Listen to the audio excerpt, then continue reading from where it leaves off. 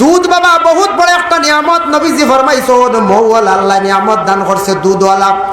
যেটা আমরা মুসলমানে খাইতাম দুধ খাক্কা বালা নতুবা লাল চা খাক্কা, একটা মানুষে কইন বলে দুধর চা হকিরি চা বলে ইয়াত আসছে গেল ফিকা চা, এটা বুঝিন হকিরি চা বুঝি। আমি শুনছি লাল চা বুঝি নিবো হকিরি চা। হাই রে হা, যেগু ডাক্তারে খায়, বড় অফিসিয়ারে খায়, ইঞ্জিনিয়ারে খায়, খাইলে ফায়দা ক্ষতি নাই, কোনো ক্ষতি নাই। খেয়ে গলাত ফেরেঞ্জাইটিস যদি হয়, গলাত কুচি কুচি কুচি করে ই মানুষে যদি গোলমরিচ দিয়া আর আপনার আমি কই আর আমি তাত বুকিছিলাম আরাম পাইছি গতিকে তোরা ডাক্তারি মাত মাতি আর বুঝাইছি। গলাত ফেরেঞ্জাইটিস যদি হয়ে যায় গোলমরিচ দিয়া বা আদা দিয়া লাল চা খাতা ফেরেঞ্জাইটিস কমিছে, দোয়াই লাগতো না, ঔষধ দেব বেশ করা লাগতো না। কয়েকদিন খাইয়া দেখুন জানি লাল চা বহুত উপকার, গলার লাগিও বালা, হার্টর লাগি বালা, লিভারর লাগিও বালা। আর দুধর চা খাইয়ার বিয়ে হয়েছে বাইক দেখুয়াম।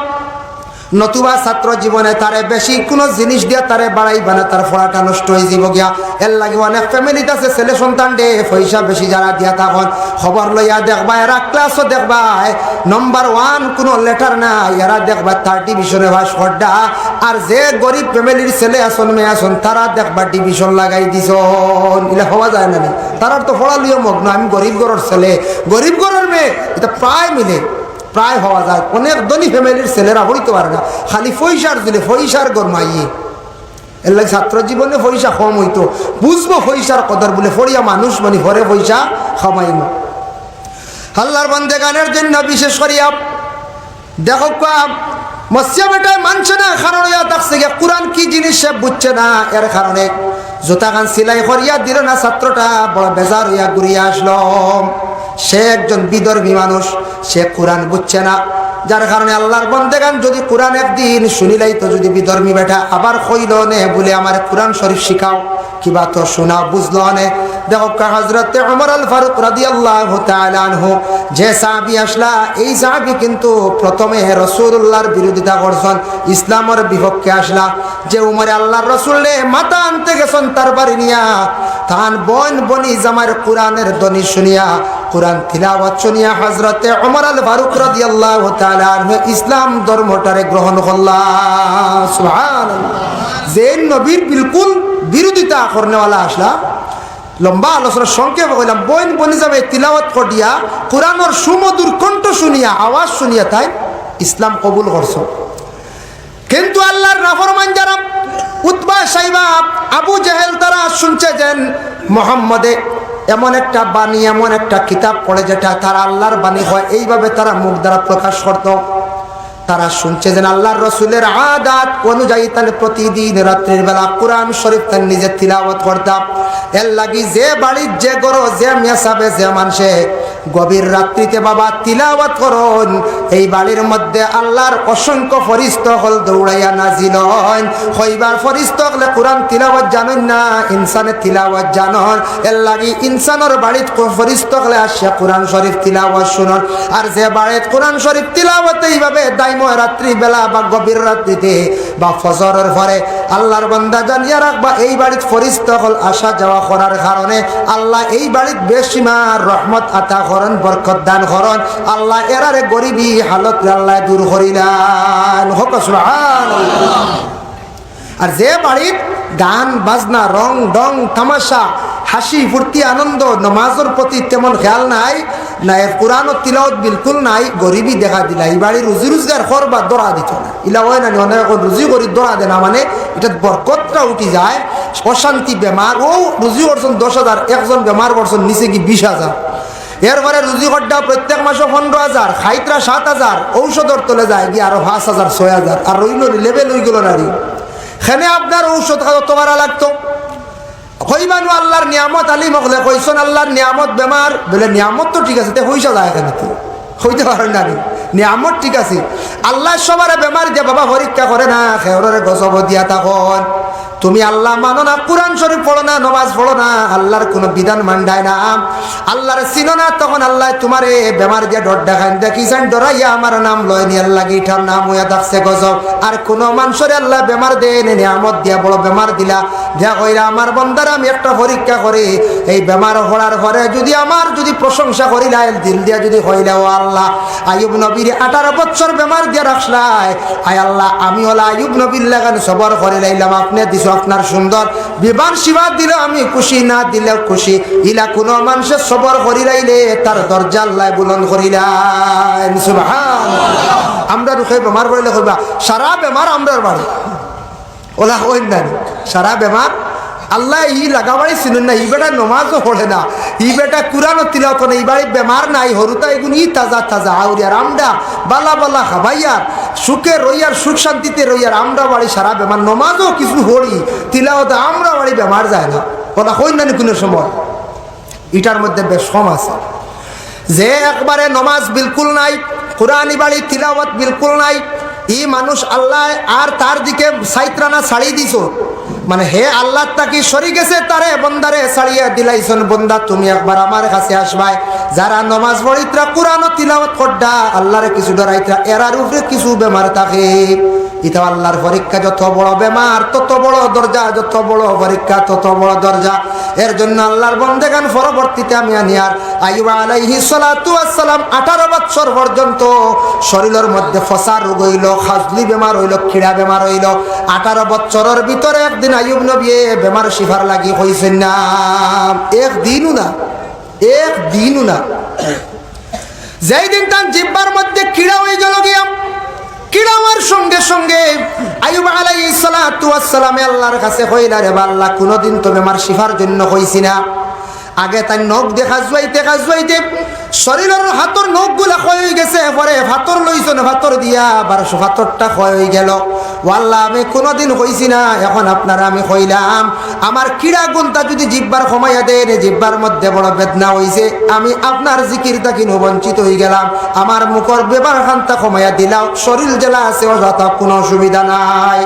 ওই সময় আল্লাহর জাতর পছন্দ হইছে, আইয়ুব রে, তুমিও তো দিন আমারে বেমার মাফির জন্য হইছ না, সবর করছ, বিছনার মধ্যে পড়িয়া রইছ, শরীরটা ফসিছে, হাড্ডি পর্যন্ত ধরে লাইছে, এখন তুমি আমার জিকির তাকি বঞ্চিত হয়ে গেছো বলিয়া আমার কাছে দোয়া করলাই। আইয়ুব রে, আমি তোমার বেমার খান্তা আমি এখন শিফা দিলাই, আর ফরিস্তা হলরে সাক্ষী থাকিও তুমি দাইন, আমার আইয়ুব জেলা আসলা আগে আমি ওলা বালা করিয়া দিলাই, আর আইয়ুব নবীর আল্লাহ পরিপূর্ণভাবে বালা করিয়া দিলাইলা। সুবহানাল্লাহ। কত ফসা রুগী, এরপরে বালা 18 বছর রইছন লাগাতার। এক রামায়ত আছে 12 বছর, তবে 18 বছর বেশিরভাগ ওটা উলামায়ে কেরাম বলে বয়ান করেন। ওটা মুতবার রাওয়ায়ত, একজন নবী বিছনাত আসলা, এখন বেমারি দেখাত যাওয়া সুন্নত, গ্রামে একজন বেমারি আসো, লাগাবাড়ি প্রতিবেশী দেখাত যাইতা বেমারি দেখাত যাওয়া সুন্নত, নবীজির আদত আসলো তাই না জলদি যাইতা, বেমারির খবর পাইলে বেমারি দেখা হইল সুন্নত, গিয়া বেমারির ডর দেখাই না জানি, আমরা দেশ মাঝে ডর দেখাই না নি, গিয়া যেমনে শুনলা পেটো আলসার হয়ে গেছে, কইলা কিচ্ছু তো খাইতে পারো না, আলসার মানে ক্যান্সার হয়ে গেছে, যা খাওয়াইবার খাওয়াইলাও, যা খাইলাও। আর আমি বহুতটা আপনারে কইছি মাহফুজ দিয়ে কইয়া বক্সাইয়া আইলা, বেটার ডর খাই করে কইয়া, আমরা তো ইয়া বললাম আলসার নি ক্যান্সার, ইয়া আল্লাহ বহুতটা কইছি রে, তুমি মাহফুজ দিও ওটা কই না, বেটায়ও বুঝিলা যে আমারে বক্সাইয়া যাইতে লাগে দাবি, আমি আর বাঁচতাম না, আমরা ডরটা খাই নাই। দোয়া আছে বুখারী শরীফের মধ্যে বা শামের সমস্তানের রাজা আলা হযরতর লিখা, ওখানে সেই দোয়াটা আনছেন, বেমারি দেখাত যাওয়ার পরে ও দোয়াটা পড়িবা, আলহামদুলিল্লাহিল্লাযী আফানি মিম্মা ইবতালাকা বিহি ওয়া ফাদ্দালানি আলা কাসীরিম মিম্মান খালাকা তাফদীলা। বেমারি দেখার পরে এই দোয়াটা যদি কোনো মানুষ যদি পড়ন, তাহলে জানিয়া রাখবা যে বেমারি দেখছনি, বেমার আপনার শরীর আমার শরীর আল্লাহ দিত না। সুবহানাল্লাহ। দেখছনি ফায়দা আছেন না? এর লাগে আমরা এটা আউরি মানুষের ঢট ডাকাইলাই বেমার ও আর করে ঢট ডাকাইতে আমরা বিএসএফে গুল্লি করিয়া বা খালিরি ব্যাগ গুল্লি করে মানুষ মারছে, আর বেটি মানছে গিয়া বলছে আল্লাহ বাঁচাইছে যদি চকু বাই পড়ে যেত, বেটা মরিয়া শেষ, গিয়া বলছে আল্লাহ বাঁচাইছে যদি চকু বাই পড়তো। আচ্ছা বেটা কোনো বাঁচিব না, ওইটা আউরি মাত, বুঝাইছেন না, বুঝিয়া মাত বুঝাইছেন। ও বেটাও মরিয়া আর চাচ্ছ না, আর ও মাতো কানে কোনো জোড়া লাগেন না, কোনো জোড়া লাগেন না। এর লাগে আমরা কিছু হলাম মানুষের ডর দেখাইলে আল্লাহ খাইলে কয়েকদিন বাঁচিবা, যা ভালো খাবাইলা। কিছু আছে টেকনিক লাগে।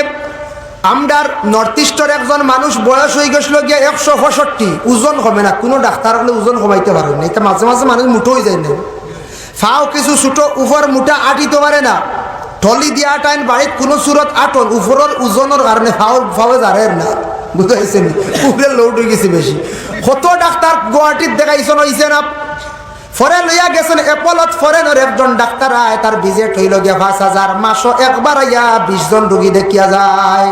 5 বেশি 1 লাখ না, ফ্লাইটের ভাড়া হসপিটালে বহন করে 1 লাখ টাকা তারে দেওয়া অ্যাকাউন্ট। কিন্তু লন্ডনে যাওয়ার পরে, ফরেনে যাওয়ার পরে 1 লক্ষ টাকা 100 টাকা হইব কোন যায়, কিন্তু একদিনও যায় 24 ঘন্টার মাঝে আয় আইয়া ফ্লাইটে পৌঁছি, ওলা বাটে তারা টিকিট মিলাই পৌঁছিয়া 20টা রোগী দেখিয়া এই ডাক্তার, আবার ডাক্তারের নাম ভুলে গেছি, বহুত বড় ডাক্তার, আর বিকালে আবার ফ্লাইটে যায়। মোটা 24 ঘন্টার ভিতরে ইস বাবু চাই দিয়ে আমরা কই বাপরে 5,000 বিজেট 1 লাখ টাকা চৌক আমরা সাধ্য হয়েছিল না, বেটার দেশে গেল লেগুন কমি যাইব।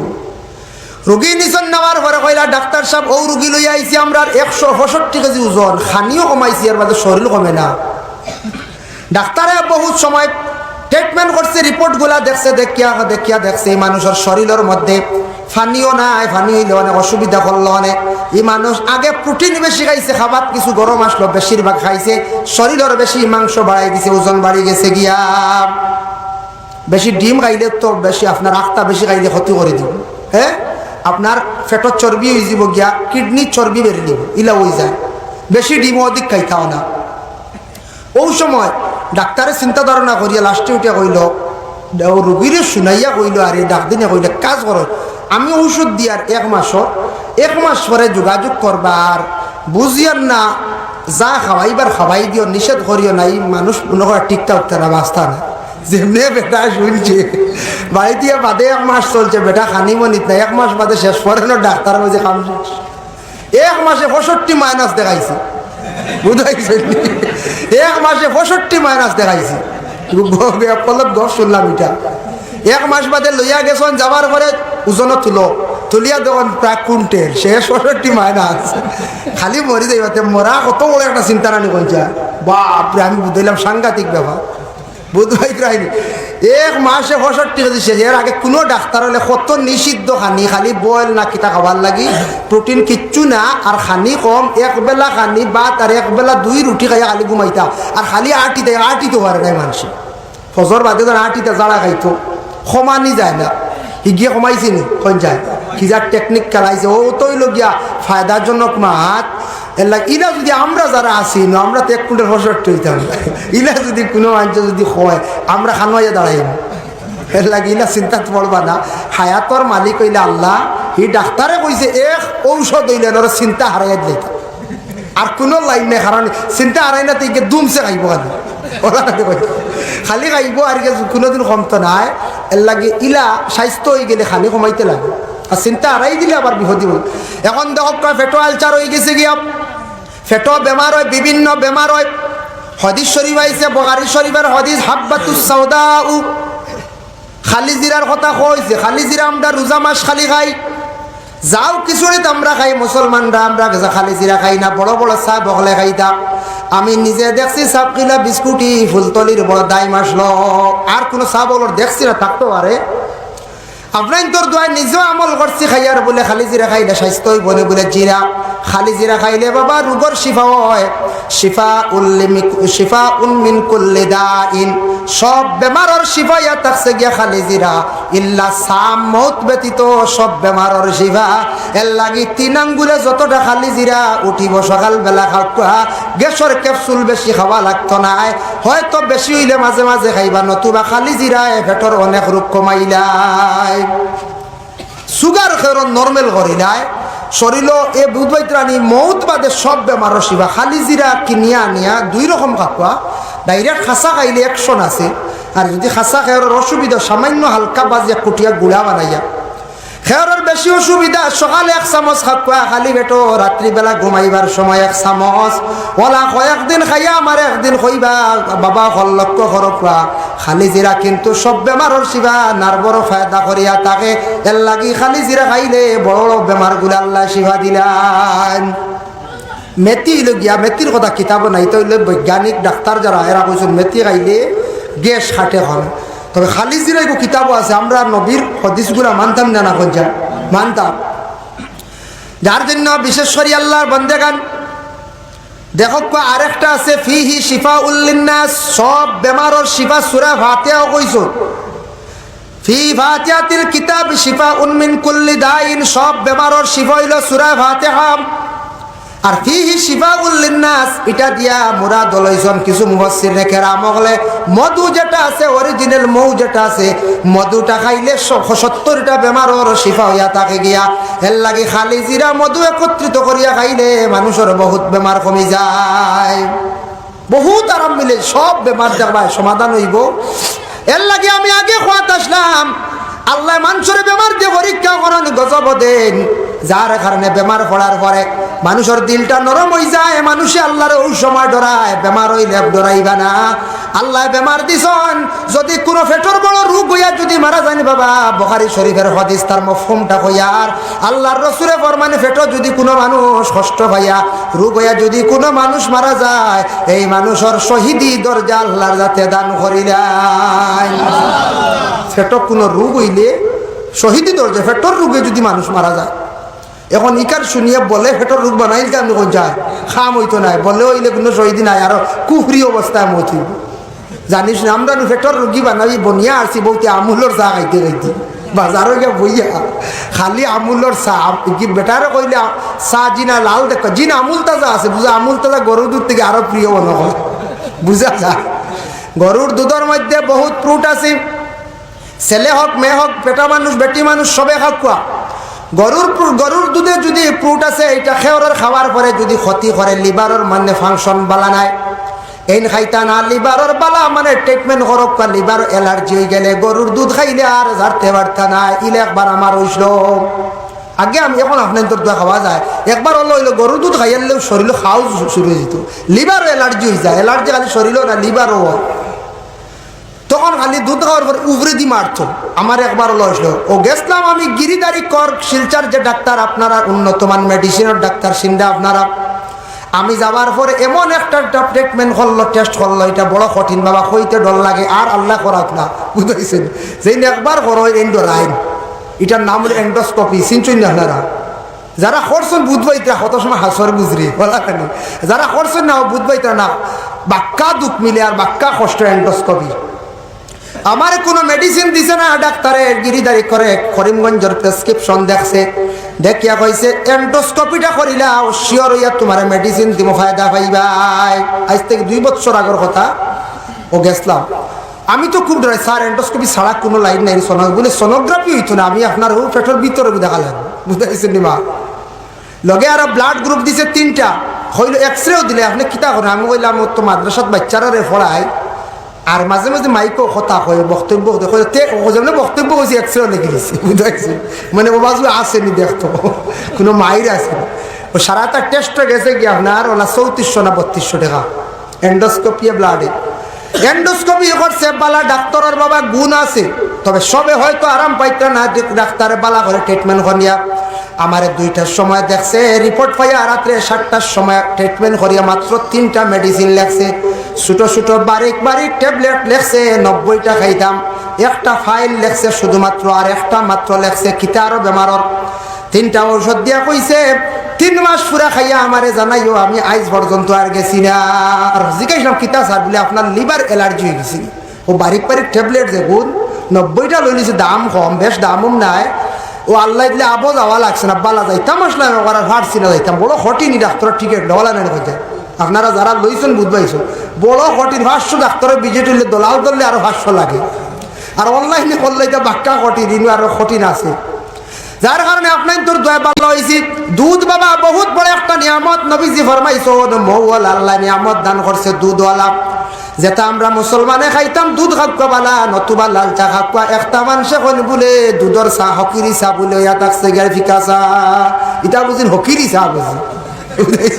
আমি শুনছি লাল চা বুঝি নিবো হকিরি চা।